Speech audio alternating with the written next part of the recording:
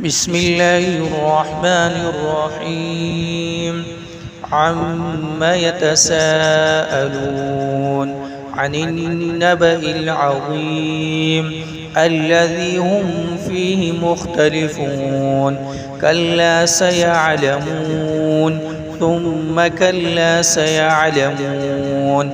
ألم نجعل الأرض مهادا والجبال أوتادا وخلقناكم أزواجا وجعلنا نومكم سباتا وجعلنا الليل لباسا وجعلنا النهار معاشا وبنينا فوقكم سبعا شدادا وجعلنا سراجا وهاجا وأنزلنا من المعصرات ماء ثجاجا لنخرج به حبا ونباتا وجنات ألفافا. إن يوم الفصل كان ميقاتا يوم ينفخ في الصور فتأتون أفواجا وفتحت السماء فكانت أبوابا وسيرت الجبال فكانت سرابا.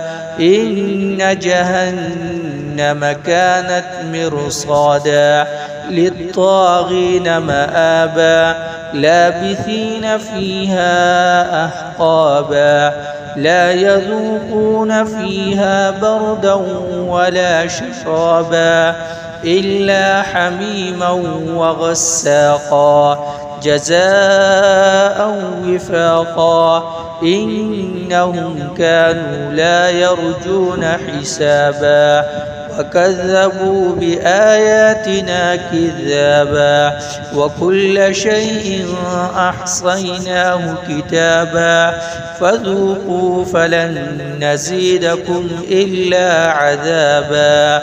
إن للمتقين مفازا حدائق وأعنابا وكواعب أترابا وكأسا دهاقا لا يسمعون فيها لغوا ولا كذابا جزاء من ربك عطاء حسابا.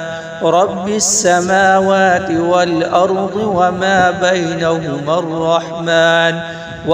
بينهما الرحمن لا يملكون منه خطابا.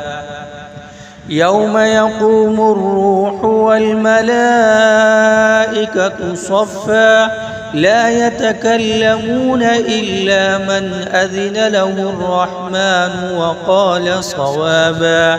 ذلك اليوم الحق فمن شاء اتخذ إلى ربه مآبا.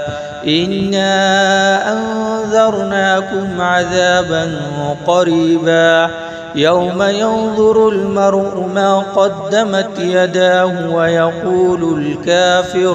ويقول الكافر يا ليتني كنت ترابا.